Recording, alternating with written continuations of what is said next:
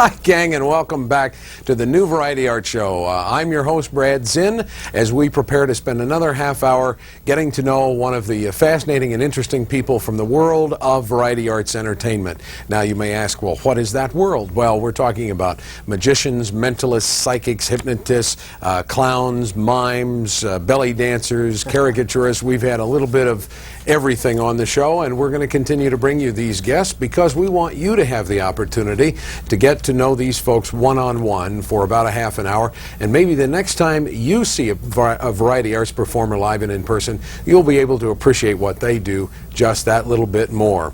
And we'd like you to contact us and let us know what you think about our program here, the New Variety Arts Show. That's the number to get in touch with us. Let us know what you like, maybe what you didn't like, maybe if there's a special guest that you'd like to see again on the program, we'll certainly consider that. And if you have an event coming up that involves variety arts performers, please call and let us know.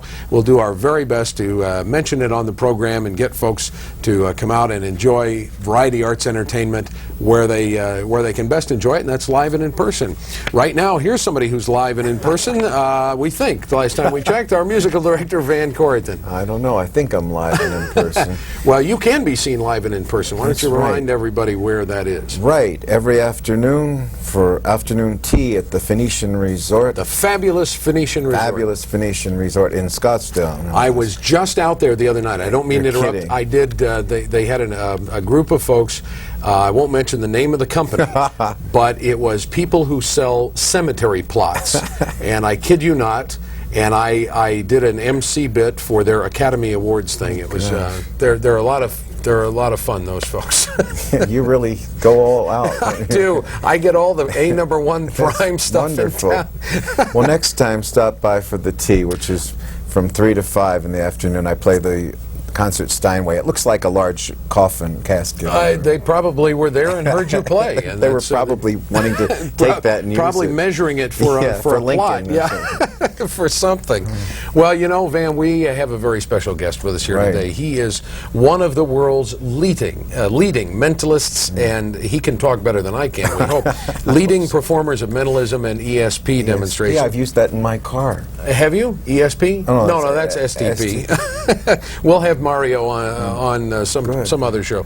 He's a world traveler, he's a performer, author, lecturer, and he's proud to say he's also a family man. Oh, right. We'll talk about that. He's internationally acclaimed and has won the prestigious Mentalist of the Year Award, and also received the Psychic Entertainers Association 1991 Achievement Award for outstanding contributions to the art of mentalism. Great. Kind of takes me back to my Academy Award presentation. When was that? Just the other night at the Phoenician for the. I was doing the.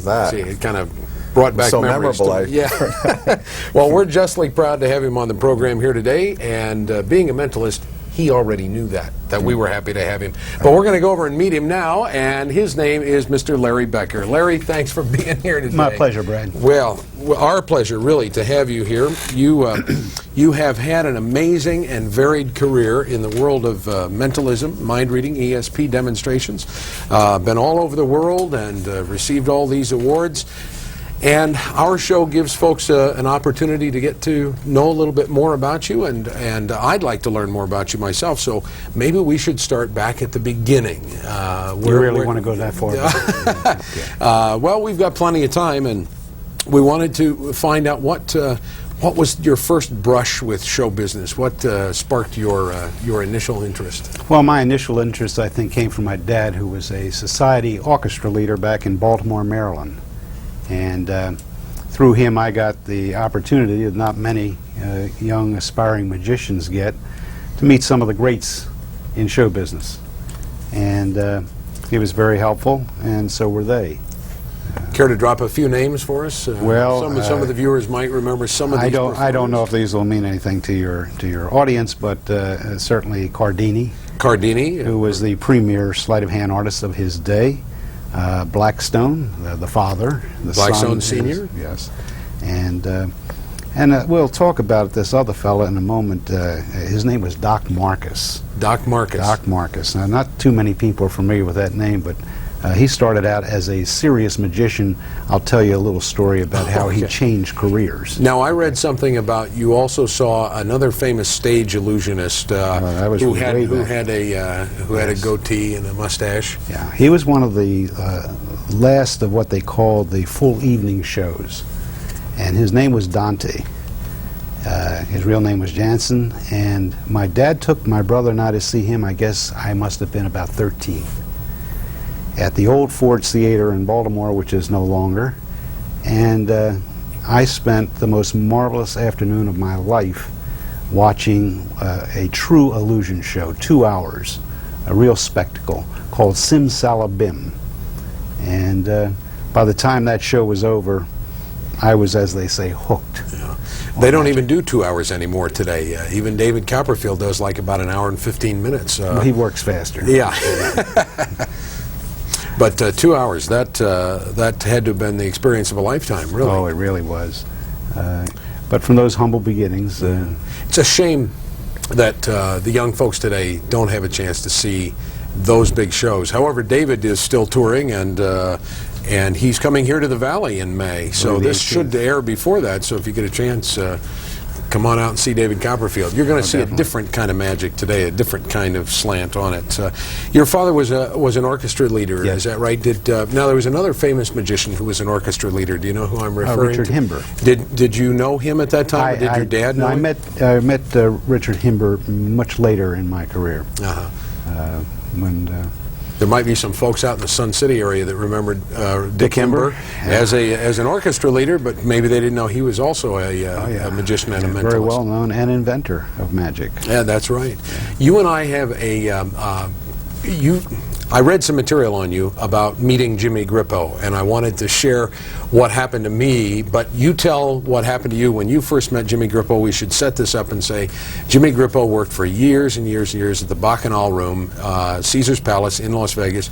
He was there for life. He had a contract for life, but he entertained heads of state and I think J. Edgar Hoover at one time, yes. And he was magician to the stars and to presidents, and was on the Merv Griffin show from time to time. Tell about the first time you met Jimmy Grippo. Well, Jimmy was a well-known hypnotist and basically a card man, close-up magic. But at the time I met Jimmy, we were in Miami, and I watched the show, and he was really a fabulous entertainer. And after the show was over, I called the waiter over and I said, would you be kind enough to tell Mr. Grippo that Larry Becker would like to meet him? Would he stop over and have a drink? A few minutes later, Jimmy came over to the table. He sat down, and he said, you're interested in magic? I said, yes, sir. And I was fairly young in those days, I guess about 21. He said, well, what can you do? And I said, well, and I really was caught short. He reached in his pocket, and he took out a deck of cards, and he flipped them across the table, and he said, do something. That was Jimmy. So I picked up the deck, and I wanted to impress him desperately. So I began to do a card trick. Unfortunately, I was trying desperately to impress this man because I wanted to feel like we were, this was going to be a peer relationship. And I began to do every move that I knew. In fact, I was doing so many moves, I forgot what the trick was. And finally, after an interminable period of time, Jimmy kind of sat back in a chair and he said, well, one thing I got to say. I said, yes, sir. You got guts. Well, he told me later, he said that usually when people come over and sit down at the table like that, he wanted to know if they were interested in magic, at what level he should discuss matters with them. If I had been an in kind of a guy, then we would have dealt up here. Needless to say, we were down here all night. Well, I got to tell you what happened. I met Jimmy at the Midnight Magic Club meeting in Las Vegas. And I remember I was about 16 or 17. I was a little younger than you were when I first met Jimmy. And I had met Dave Vernon in Hollywood, the Magic Castle, a past master of magic, the professor. But meeting Jimmy Grippo, you just knew, you sensed that you were in the presence of a master. And the way I got out of that, and I saw Jimmy many years after this, but every time he'd meet somebody, he'd do the same thing. It wasn't just you, he'd do this to everybody. But the way I got out of it was when we said hello, I was so overcome by the fact that I was meeting Jimmy Grippo that I felt like I was going to pass out. And I said, "It's a pleasure to meet you, sir. Would you excuse me a moment?" And I went in the bathroom and threw cold water on my face because I thought I was going to pass out. So by the time I came back out, I kind of skirted around him, and I never had to really do anything for him. But he always treated me very nice. I remember seeing a 12 or 13-year-old boy. His father brought him to the meeting. He did the same thing. The kid was not all that great, but Jimmy spent all night with him, helping him. So we're going to miss Jimmy. He recently passed away. Yes. You're also an author, and tell us about some of the books that you've written and how those have come about, because not only do you perform, but you share with other performers as well. Years ago, I'm celebrating my 49th year in the mystical arts. When I began, it was extremely difficult to come by the so-called secrets of magic. Most of the people that I associated with in those days guarded what they did, and very few things were, as we say in the business, tipped. You really had to work for it. And today, with television, videotapes, more books than you can shake a stick at, the knowledge is very easy to come by. But the skill to present it is not. Well, that's different. That's a whole nother discussion. But the truth of the matter is, over the years, including all of the people my dad introduced me to, invariably they would all do one trick for me and explain it. And I was taught early on never to ask for a second trick, except the one that I got. And they all gave me the same basic advice, which was quite interesting. All of these professionals that you and I know as the greats all had the same advice. Learn 5 tricks, good opener, good close, something nice in between, and do them better than anyone else in the world, and forget all the rest of the tricks. And you'll be a professional. And a lot of performers have made livings and careers off that very advice. of course, we ignored the advice. Oh, of course. And immediately ran to the magic store to buy more magic. But that's that showbiz. At any rate, over the years, I was helped by a great number of people.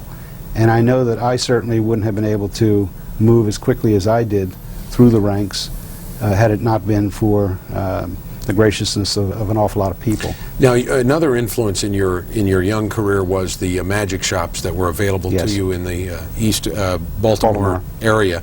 How is that different today? Because sometimes you see a magic shop just on the corner in a bus station where you can buy tricks.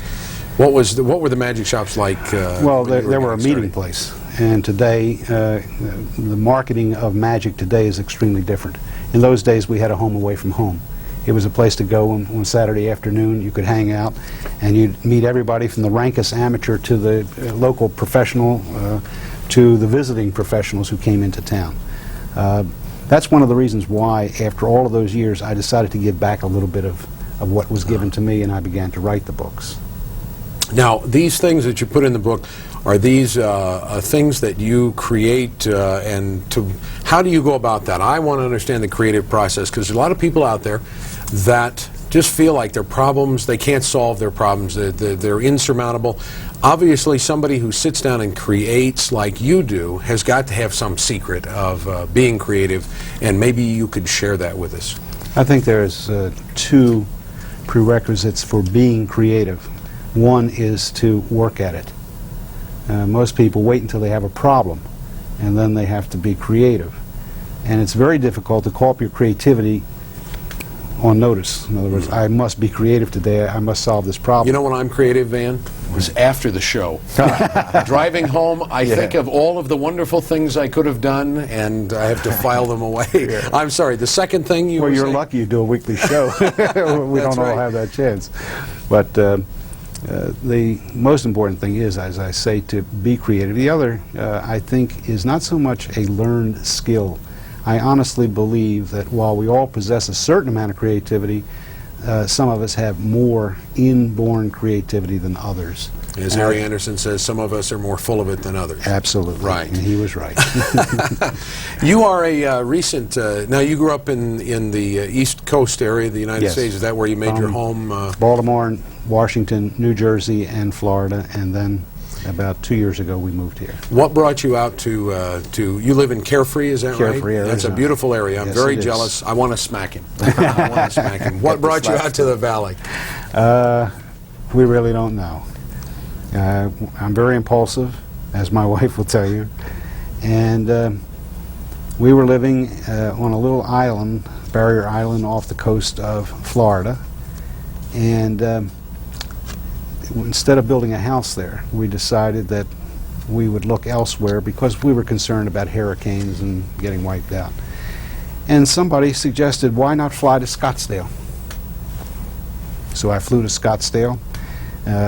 We came out in October 2 years ago. We spent a week looking around. Well, that answers that question. He came in October, Yeah. and we sold him. He didn't know about July and August. I found out about that. The 123 came later, yes.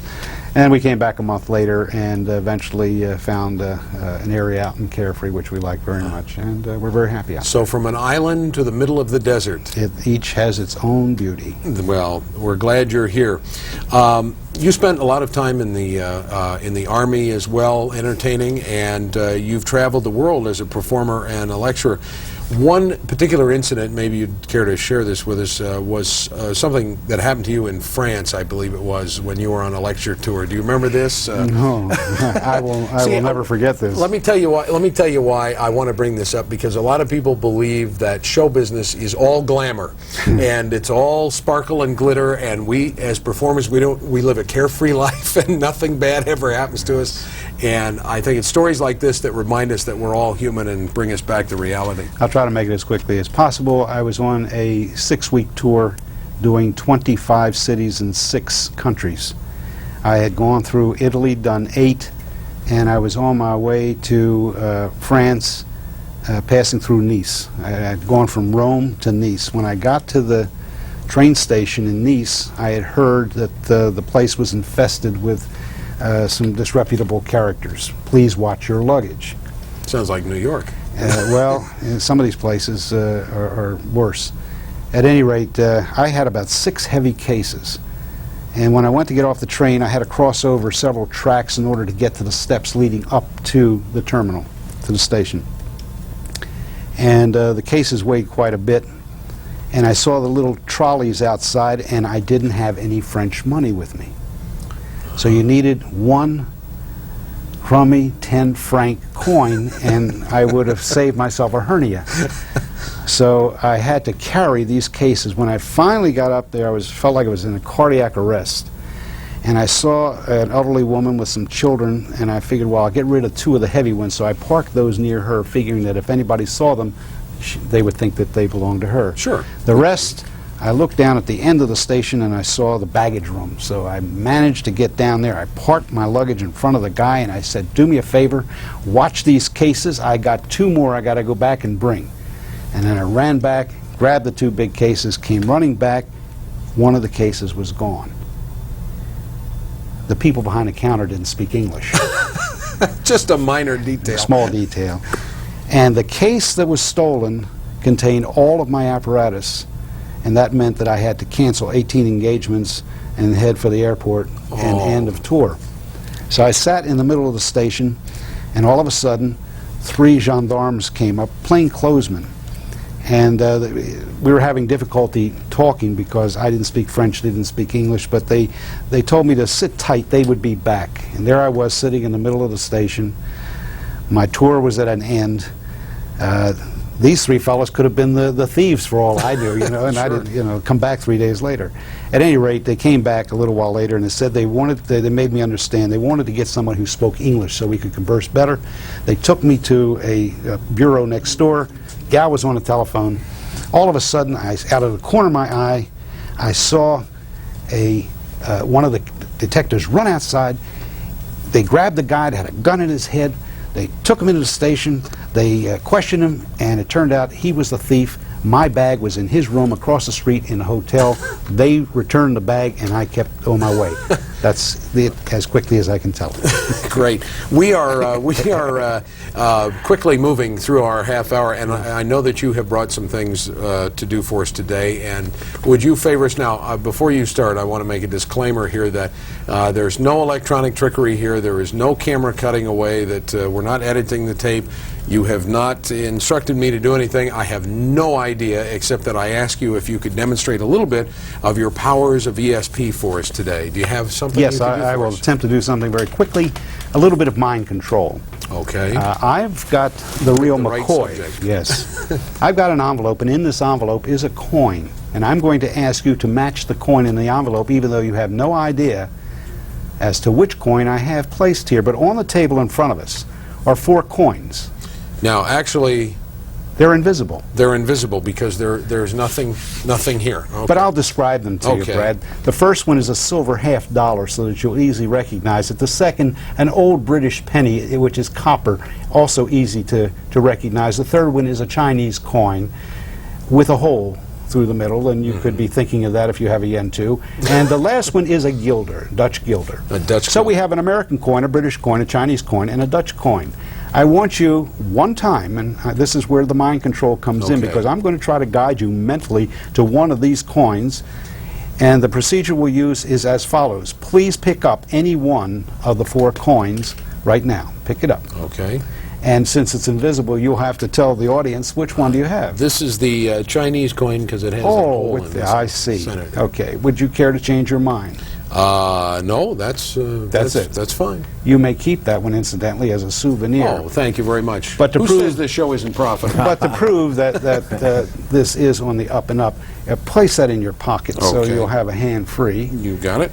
Here is the envelope, and in the envelope, 1 coin. Would you please hold out your hand, and would you Oh. show the camera?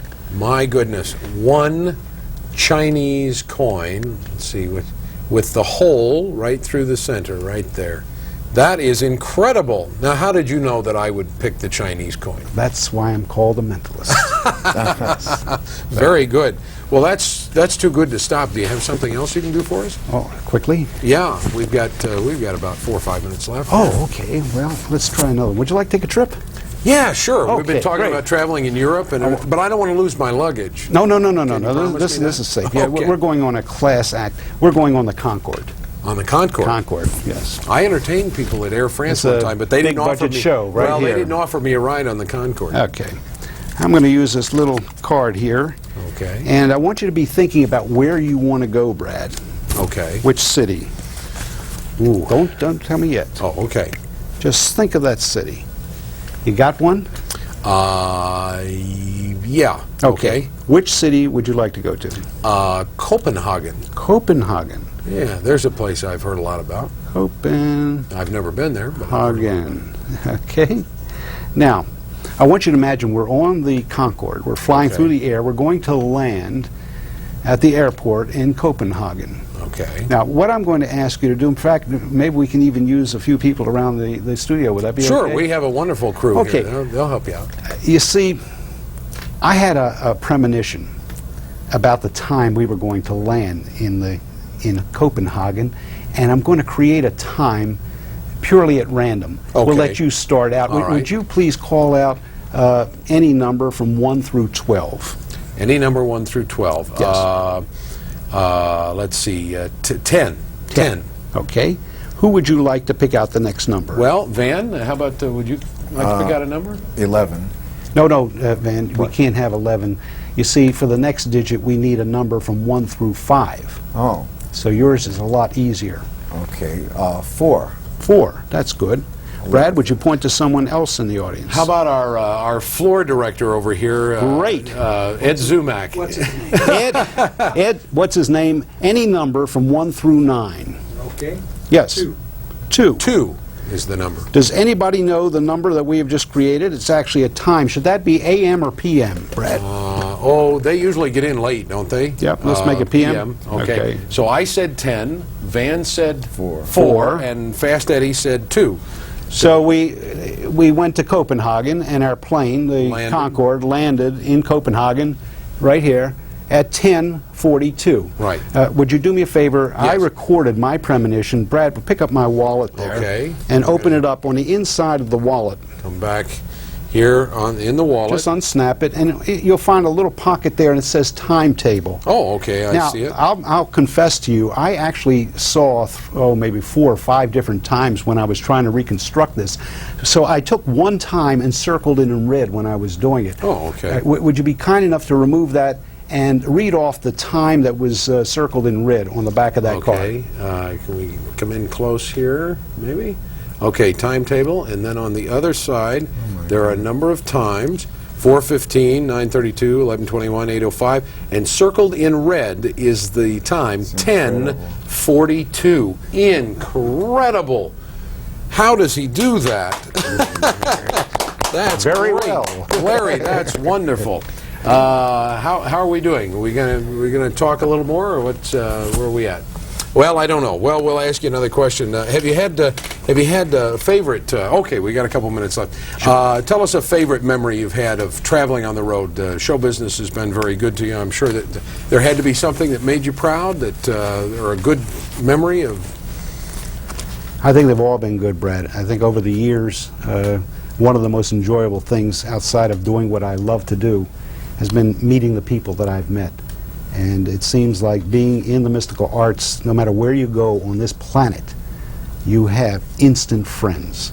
It was 1990, I believe, that we took a tour of the Orient. And they were so kind, so hospitable to us. And everywhere we went, they put out a big spread. And I remember one in particular. We were in Singapore, and they had a Lazy Susan with a lot of unidentified seafood. But you know, we were the guests, right, and we had to eat every little thing. Most of the time I kept my eyes closed. I did remember seeing a small octopus pass my lips at the last minute. Oh my goodness! But you know, when you're with friends, you do what your friends. When in Rome, do as the Romans do. Absolutely. But it was a wonderful trip, and we've had some great times. Yeah. Well, Larry, we've enjoyed having you, and you know what? We've run out of time. I'd like you to come back. Would you come back again? I'd love to, Brad. We're going to pick it up again. We're going to have Larry Becker back. Larry Becker, world-famous mentalist. Thank you, Van Corton, for being here again with us this week. And thank you, the viewers, for making it possible for us to do the New Variety Arts Show. We want to remind you to come back the next week, same time, same channel on your public access station. Support Variety Arts in your community. Bye-bye, everybody.